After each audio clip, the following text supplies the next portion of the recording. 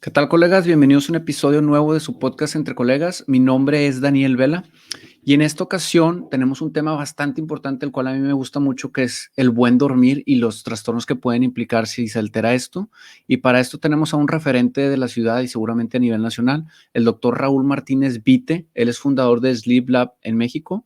Él es médico de formación con especialidad en otorrinolaringología y cirugía del cuello, y además tiene estudios de posgrado en rinología y cirugía endoscópica y además en trastornos respiratorios del sueño. Es además profesor del curso de posgrado de cirugía del sueño. Muchas gracias por aceptar la invitación, doctor Raúl. ¿Cómo se encuentra el día de hoy? No, hombre, muy contento y muchísimas gracias por recibirme. Estoy muy emocionado para compartir esto que pues a mí me apasiona mucho. No, pues muchas gracias a usted también por aceptar la invitación y empecemos de lleno con el tema. ¿Qué es el sueño? ¿Por qué es tan importante el sueño? Bueno, así como necesitamos tener la carga en nuestro celular, es bien importante que nosotros tengamos suficiente tiempo para hacer que nuestro cerebro tenga ese reset. Y no nada más nuestro cerebro, nos sorprendería saber que muchos de los sistemas que tenemos en el cuerpo van a necesitar ese reset durante la noche, que tengamos 7, 8 horas para que nos regeneremos. Y eso es sumamente importante para que podamos funcionar durante el día como necesitamos y estar al más altísimo nivel. Dice 7, 8 horas, yo estoy muy casado con ese tema, con 8 horas, pero ¿por qué algunas personas, qué tan cierto es que dicen, no, yo duermo 4 o 6 horas y ando al puro centavo? No dudo que existan muy pocas personas en el mundo que funcione, pero el deber ser y la fisiología marca al menos 7 horas es lo recomendable, ininterrumpidas, o se pueden 4 y 3. No, lo ideal es que sean interrumpidas, y si se están interrumpiendo hay que buscar por qué. Muchos pueden jactarse que están durmiendo 3, 4, 5 horas y que funcionan perfectamente, pero es lo mismo que yo les podría explicar, que dijeran, oye, pues yo como McDonald's, desayuno, comida y cena y me siento súper bien. O sea, eso no existe, eso no pasa. O sea, puedes mantenerte una temporada teniendo así como comida chatarra, sueño chatarra, sin embargo va a cobrar factura y eso pues no es bueno. Ok, perfecto. También la hora es importante. Hay una imagen que recalca mucho el tema de para tener un buen dormir hay que empezar a ser constante en el hora de despertar, porque creo que hay algún vicio en cierta población que de lunes a viernes sí se levanta a las 6, 7 de la mañana, 5:30, y los fines de semana no, pues agarran hasta las 10, 11 de la mañana, y luego por eso mucha gente odia el lunes. Eh, ¿qué opinión tienes respecto a qué horas es lo ideal despertarse en un rango? Fíjate que esto llama mucho a la evolución que tenemos. O sea, antes de tener luz artificial, estábamos acostumbrados simplemente a despertarnos cuando había luz afuera.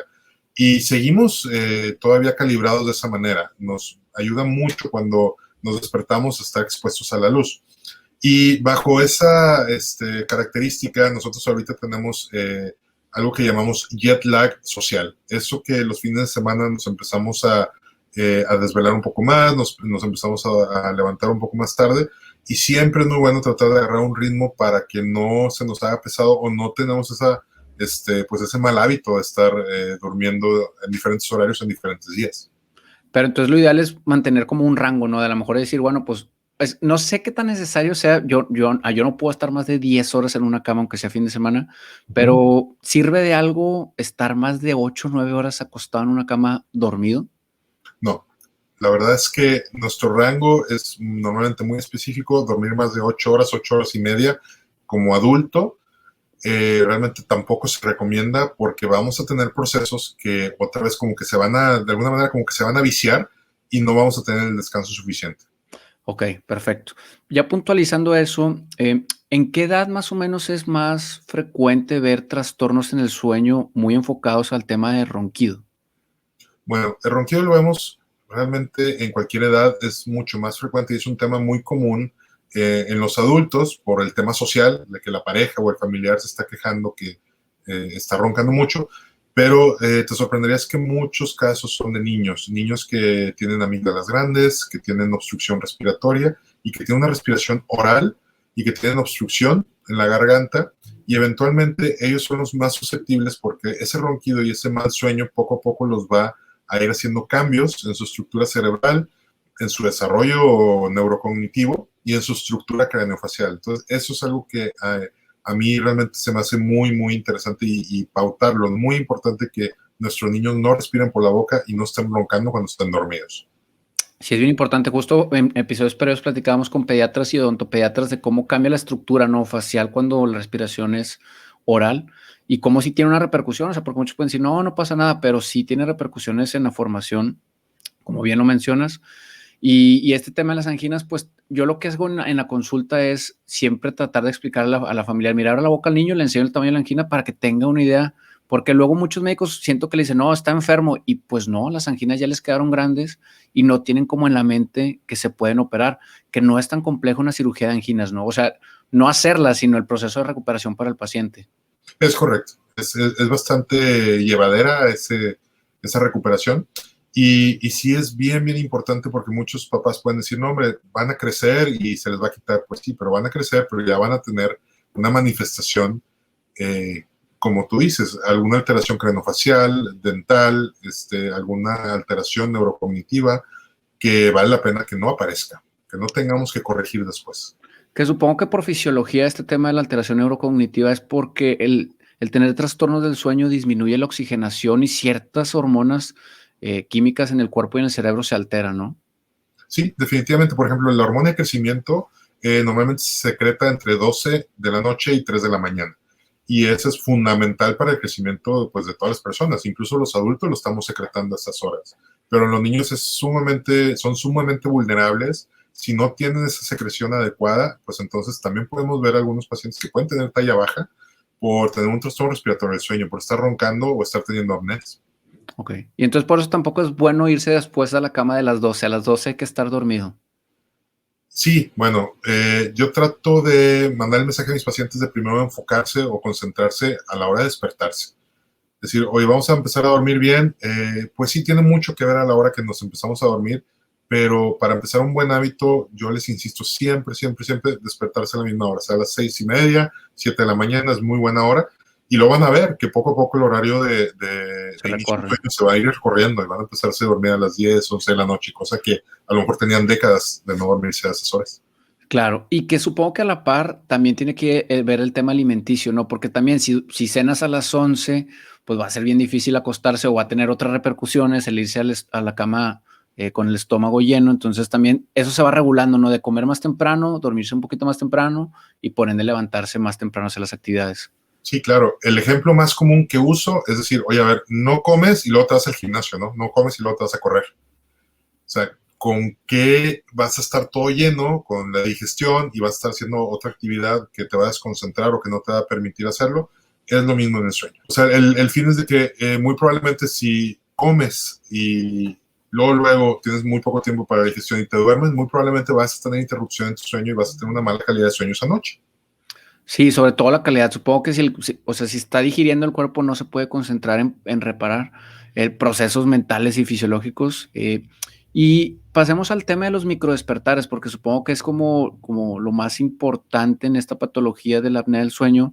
¿Qué son los microdespertares y qué repercusión tienen en un adulto en su vida cotidiana?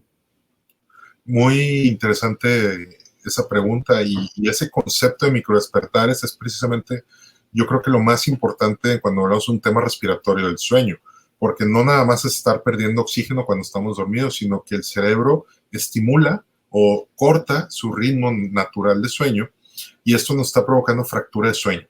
Entonces, aparte que el paciente esté perdiendo oxígeno, la estimulación de cuando siente que se cierra la garganta y manda una señal, una pequeña dosis de adrenalina para que podamos tener esa apertura de la respiración, esto nos va a causar como lo mismo que fuera una alarma, ¿no? Esa alarma que a lo mejor estamos acostumbrados de poner en snooze cada 9 minutos y que la estamos apague y apague y apague y apague y que a veces ni nos damos cuenta que la estuvimos apagando.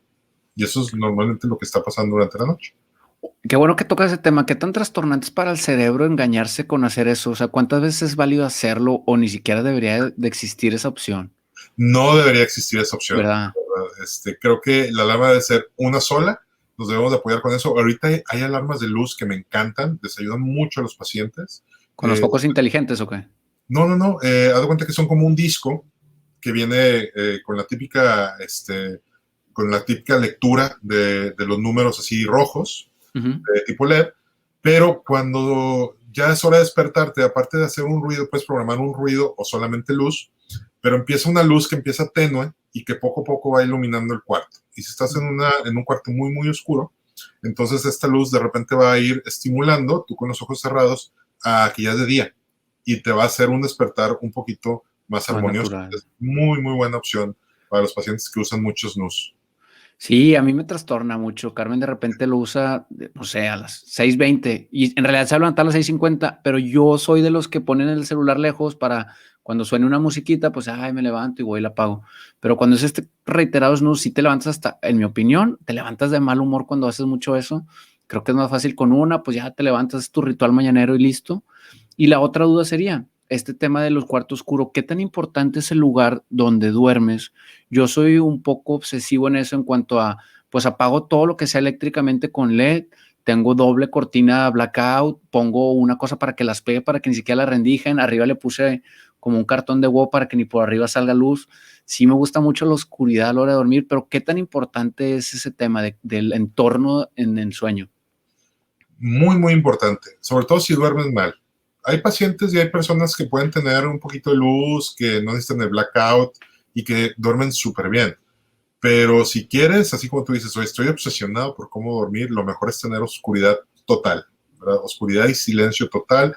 Fuera de electrónicos, está comprobado que la radiación electromagnética de nuestros celulares, de la televisión y otros aparatos van a estimular y nos van a estar también rompiendo o haciéndonos que tengamos una mala calidad de sueño. Entonces, entre más quitemos, entre más oscura, más fresca la recámara, que tengamos una muy buena temperatura, nos va a hacer dormir mucho mejor. Perfecto, muy bien. Las repercusiones de los microdespertares, a mí la que más se me viene a la mente es los accidentes automovilísticos y las peleas al volante de las personas que se levantan de mal humor porque pues no descansaron, no propiamente porque estén amargados. ¿Qué tanto se relaciona con esto que te comento, el mal dormir? Fíjate que muchísimo. Trato de hacer el ejemplo que dormir es lo que nos hace más humanos. Como más humanos nos hace más creativos, nos hace más inteligentes, nos hace mejor solucionador de problemas, nos hace tener ese desarrollo de uso de herramientas para poder alcanzar objetivos y pues no necesariamente ser físicos o emocionales, ¿no? Al momento que no dormimos bien, desactivamos esa parte del cerebro que se regenera y que nos permite llegar a ese nivel cognitivo que nos hace seres humanos. Entonces nos baja un poco y nos hace un poco más pues animales, nos hace un poquito más impulsivos, tenemos la emoción a flor de piel, somos más intensos porque estamos de cierta manera como en un modo de defensa.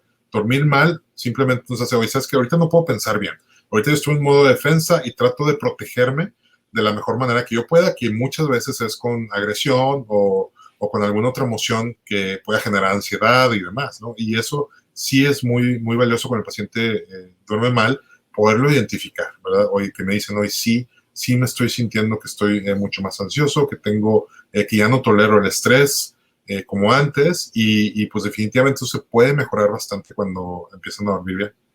Yo los menciono como modo neandertal porque literal, pues en esas épocas, pues vivían en una cueva muy alertas, de cualquier cosa y pues te levantabas así, como dices tú, pues dispuesto a matar. Entonces yo uso Sí, más la palabra neandertal. exactamente, qué buen ejemplo que lo tengas, o sea, te pones en el modo básico, ¿no? De decir, yo aquí golpeo y quítense y vámonos. Claro, como cuando estás en guardia, cuando eras MIP, ¿no? Que estaba nomás así que doctor, y pum, te levantas así bien rápido. Estamos muy habituados los médicos, pero en general, pues no es nada humano. ¿Cómo, ¿Cómo puede uno identificar?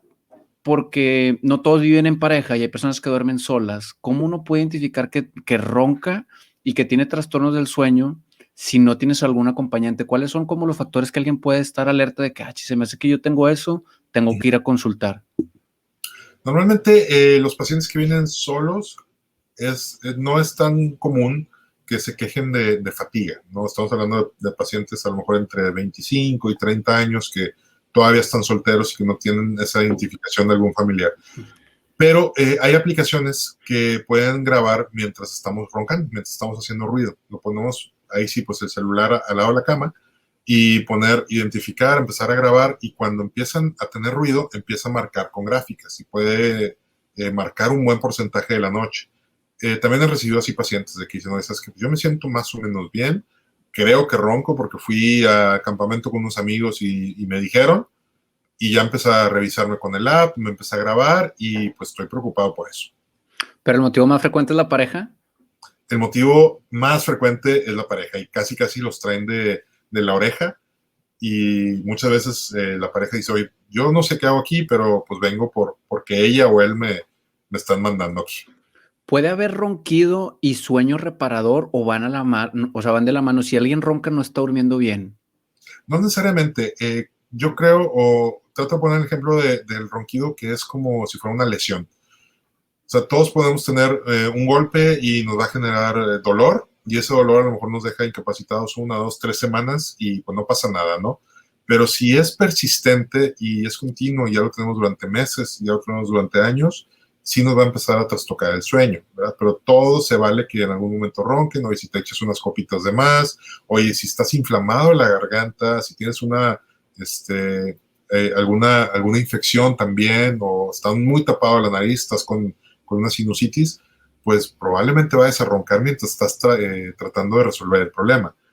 Pero si esto es persistente y ya no tiene ninguna otra enfermedad, entonces vale la pena revisar. Mencionas este tema de las copas. Yo alguna vez he escuchado que tomó tanto que hasta ni hizo ruido. Entonces o sea, podría ser hasta una alarma el hecho de que una persona que habitualmente ronca no esté roncando, podría tener alguna complicación fatal, o es por la relajación del estado alcohólico en el que está. Fíjate que muchas veces aumentan mucho las apneas. Entonces el paciente puede roncar más en volumen, pero a veces puede bajar tanto el volumen porque el paciente no está respirando. El paciente, como no está pasando el aire, no genera vibración y está teniendo más momentos en apnea. Eso es muy, muy frecuente. ¿Cuánto dura en apnea? O sea, ¿cuánto es lo preocupante que dura un paciente en apnea? Porque supongo que por minuto son 12 ciclos, 18 de respiratorio, pero en dormido, la apnea del sueño, ¿qué implica? O sea, ¿qué significa apnea? ¿Cuántos segundos son? Bueno, apnea o asfixia durante el sueño, por definición, son 10 segundos y muchas veces está acompañado también con una pérdida o una caída de la saturación de oxígeno de al menos 3 puntos. Ok. Entonces, y también, digo, no me ha tocado ver, pero por medicina lo sé, pero para todos los que no estén relacionados, después de esta apnea, que es que no respira durante 10 segundos, luego viene un jalón o le hacen como, y es donde entra el despertar, ¿no? Exactamente. En ese momento se estimula el cerebro y puede respirar, muchas veces con un ronquido mucho más intenso.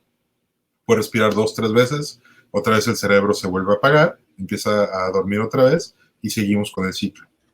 Hay una pregunta que creo que te hacen muy frecuente de, pues, ¿cuáles medicamentos tomar para no roncar? ¿Existe tratamiento farmacológico o no hay tal? No hay tratamiento farmacológico, desafortunadamente. Se han tratado de hacer algunos sprays que tienen algún tipo de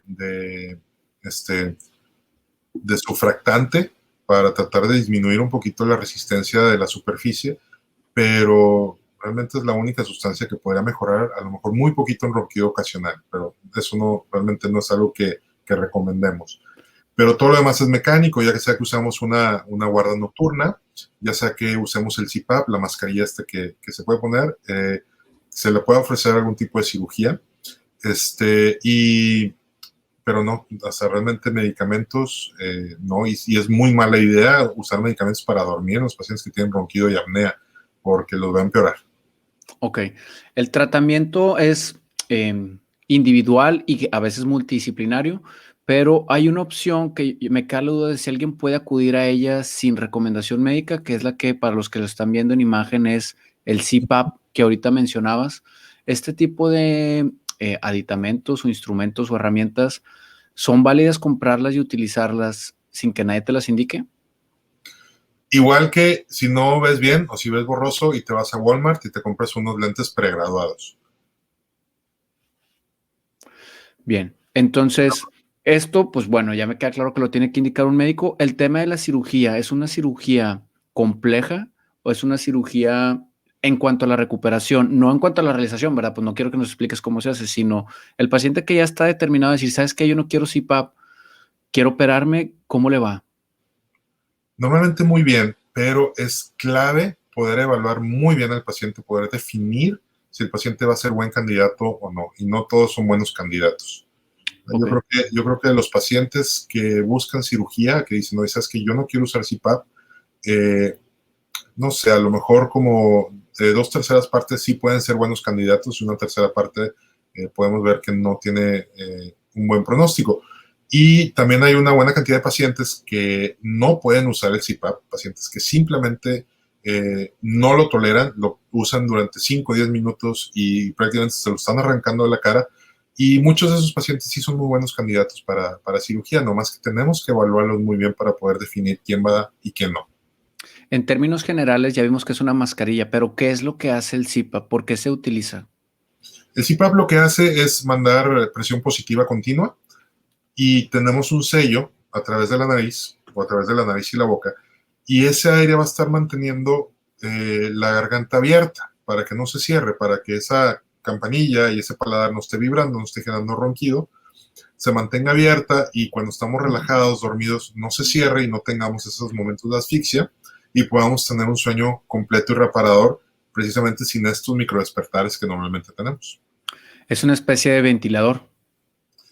No, está muy lejos de ser ventilador porque no tiene ningún impacto realmente en la función pulmonar, en el ritmo respiratorio, ¿verdad? La presión es muy baja y solamente funciona de las cuerdas vocales hacia arriba prácticamente. O sea, ya hacia aquí abajo realmente la presión es tan bajita que no tiene tanta repercusión. Perfecto. Entonces, las opciones son diversas. ¿No es muy caro operarse o es accesible?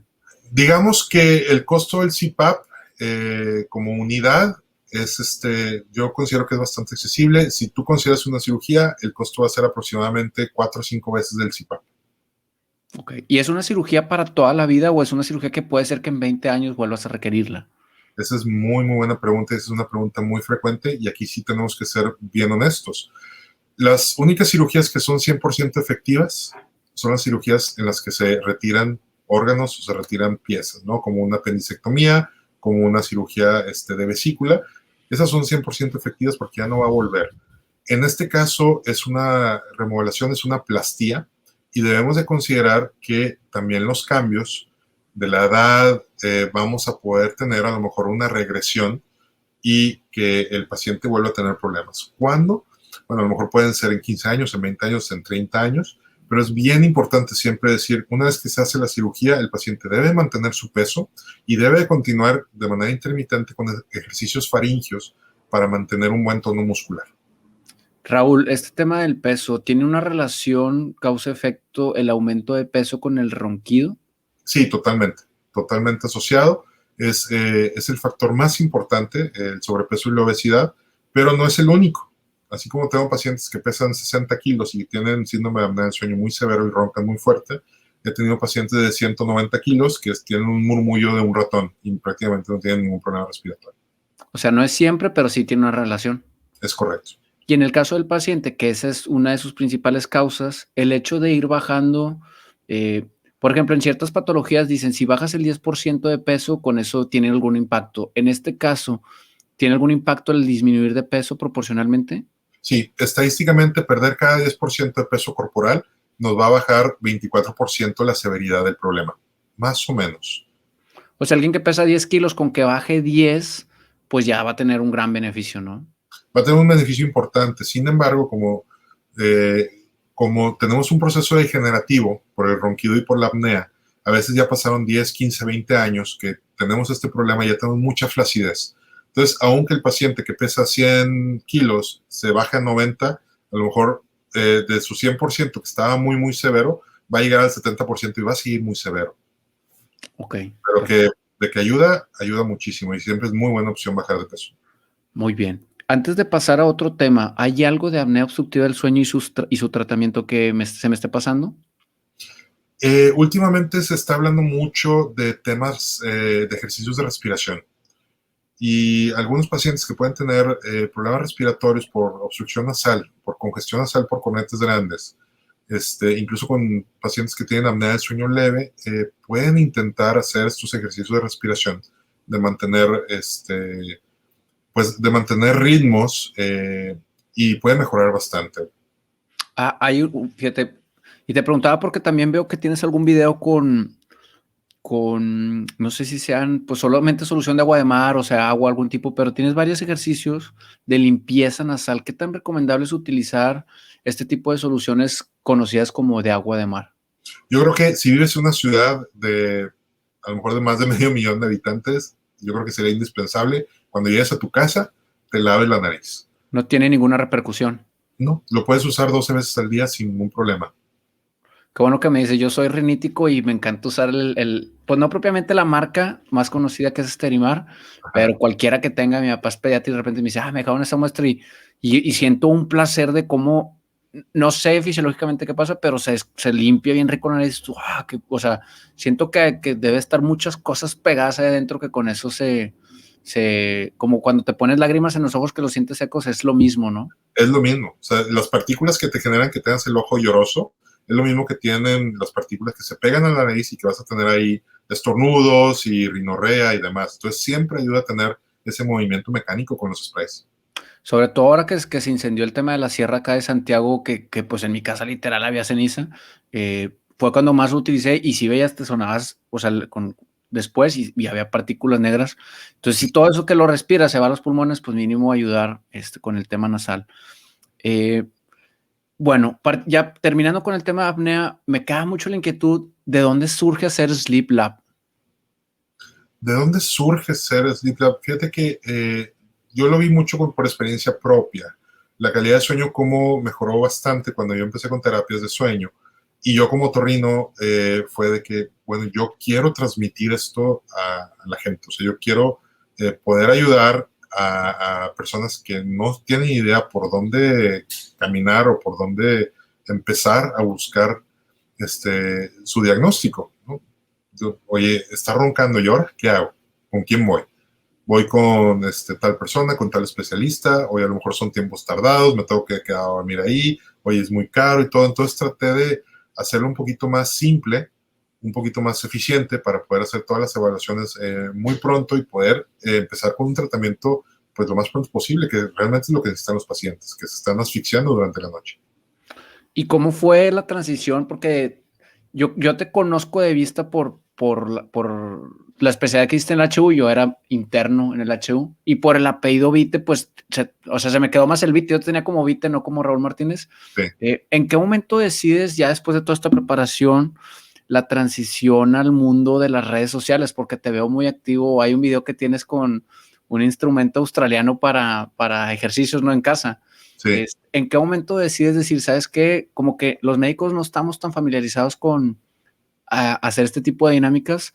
¿Cuándo decides tú dar ese brinco y decir, voy a empezar a hacer contenido para redes sociales? Bueno, realmente lo que me llevó más allá fue la pandemia, que tenía un poco más de tiempo.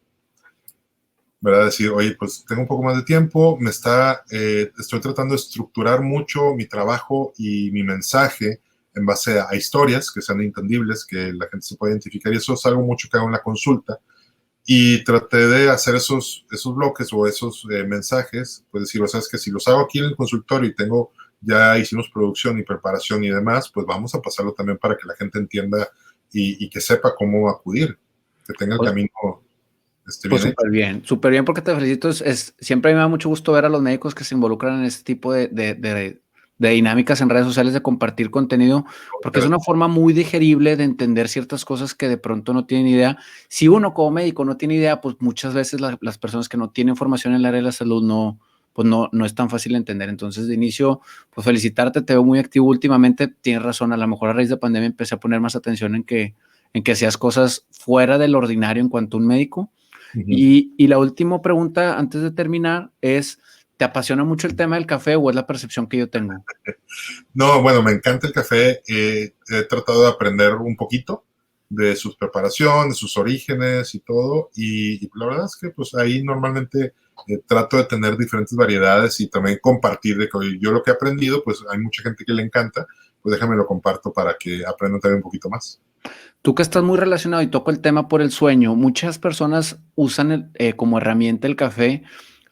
Yo conozco dos tipos de personalidades, unas que dicen que el café se toma luego en la mañana y otras que lo recomiendan como entre 10 y 11:30 para que agarren como el segundo aire y no de inicio. Tú como médico y apasionado del café, ¿cuándo recomiendas el primer café? te lo recomiendo bien temprano en la mañana.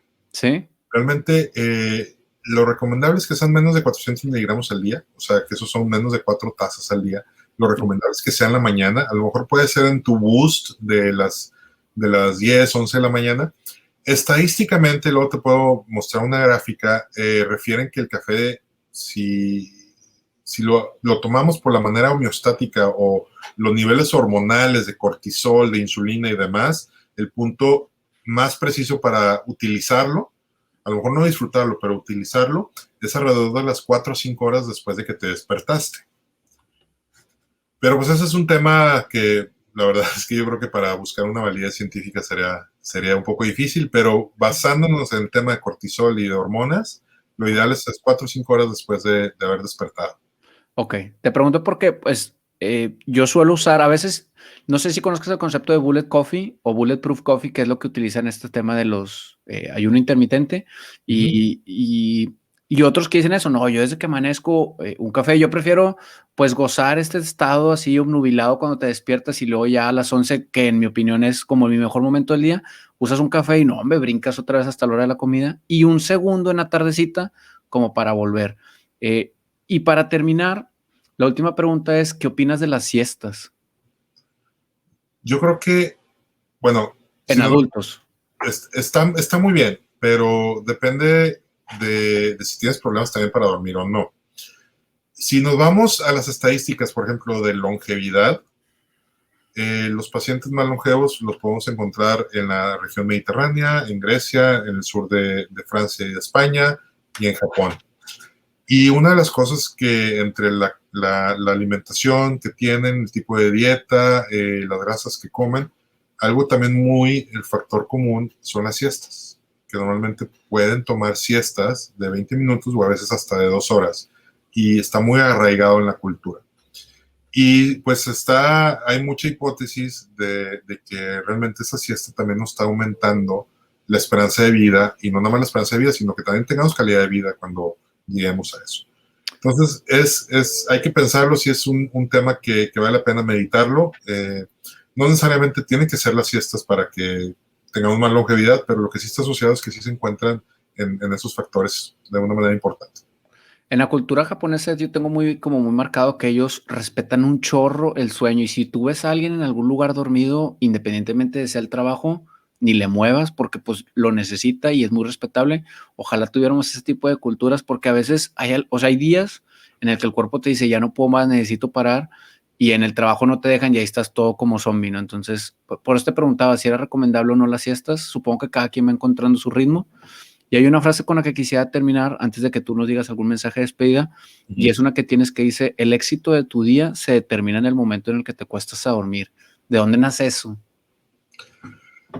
Porque, bueno, esto me inspiró en el libro de Why We Sleep de Matthew Walker, ¿no? Que trata de girar todo y decir, a ver, tu día va a empezar cuando te duermes, porque ahí vas a empezar todos los procesos, vas a empezar a regenerarte, y todo lo que vas a lograr en el día va a depender de cómo dormiste. Y si tú te pones a pensar, a lo mejor te vas a dar cuenta que sí es cierto. O sea, si yo tengo un día muy atorado, yo tengo que tener buenas negociaciones, tengo que tener soluciones a los problemas, necesito tener una cirugía exitosa, yo necesito estar bien fresco desde anoche.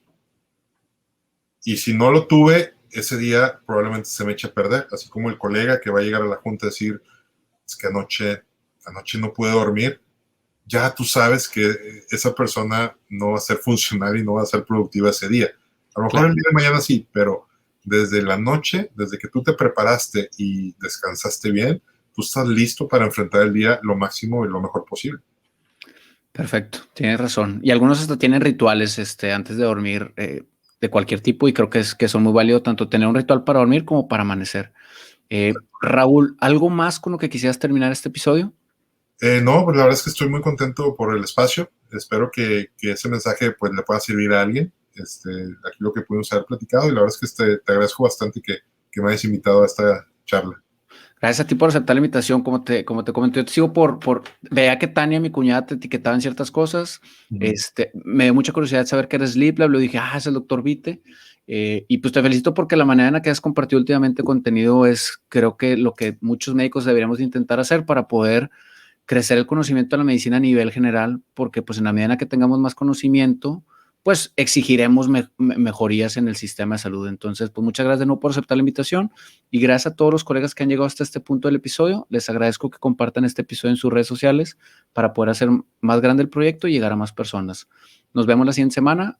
Hemos llegado hasta aquí a seguir viviendo nuestra misión.